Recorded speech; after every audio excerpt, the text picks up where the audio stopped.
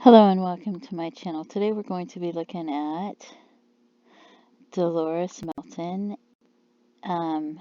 age 38. She was only 4'11", from Ocean Isle Beach, Brunswick County, North Carolina, and a Jane Doe that was aged 37 to 47, found 1 mile west of Route 60 from the I-64 Alta exit in Alta, Greenbrier County, West Virginia, and 2001, NamUs number 2159. And this is another one. This is another one that I turned into the Doe Network on April 22nd, I believe. So her name was Deloris Melton. And I believe this one, they said they had already compared her. Somebody else had already turned it in.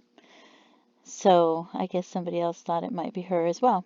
So she was considered endangered missing, and she went missing since April 15th, 1994. She was only 38 years old, and her nickname was Shorty because she was only 4'11". She had a chipped tooth and scars from a breast reduction. So they had her dentals available, and it talks about what she was wearing.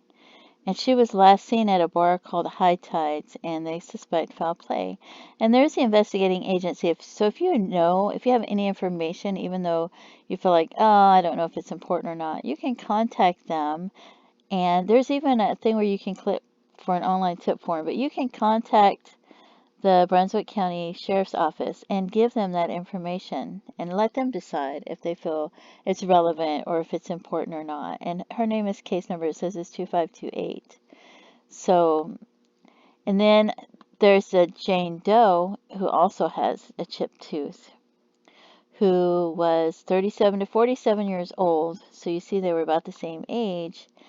And her estimated height was 5 foot. So it wasn't measured, it was estimated. So if she, 4'11" is close to 5 foot, right? And so, and they found her in 2001. So her estimated date of death was 1998 to 2001. And so she wasn't recognizable. They only had partial skeleton. So, yeah. And they don't know the cause of death. They said she may have been left-handed. She bore at least one child, so she had a child. She may have been a smoker, and they have the dentals available and DNA available. So, and nobody knows who she is.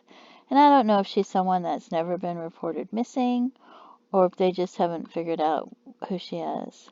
So it says, a paving employee came across a human skull while scavenging through a roadside dump to get mason jars.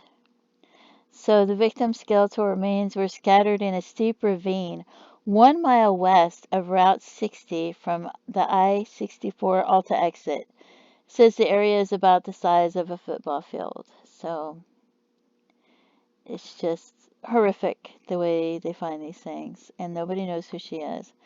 And with the chipped tooth and the estimated date of death and the age and the height, it seems like, it could have been the same person. So I thought, oh, maybe this is the same person. I'll turn it in. But I guess somebody must have turned it in. I turned in a lot that day, I guess. I don't know. I didn't think it was a lot. I thought it was just a few, but apparently a lot of people that already turned them in. So they probably saw the same thing and saw the same thing I did. So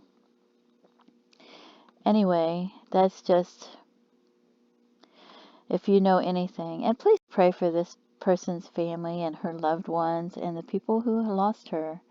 Because, I don't know if she had a husband or children or family or anything like that. I know she had to have family, right? But it's just, and friends and people that have suffered from her loss, and that's just very sad.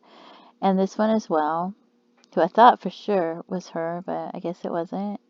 And her family and her loved ones, and so that they'll know what happened to her and they'll have closure.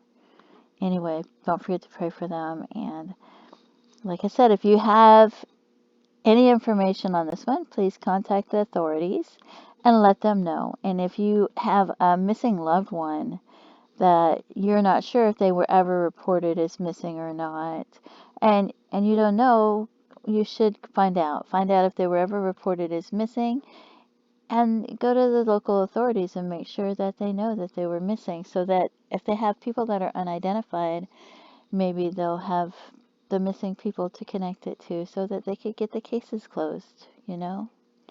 Anyway, I just want to thank you so much for tuning into my channel, and I really appreciate my viewers because I'm such a small channel, and have a great day. Bye-bye.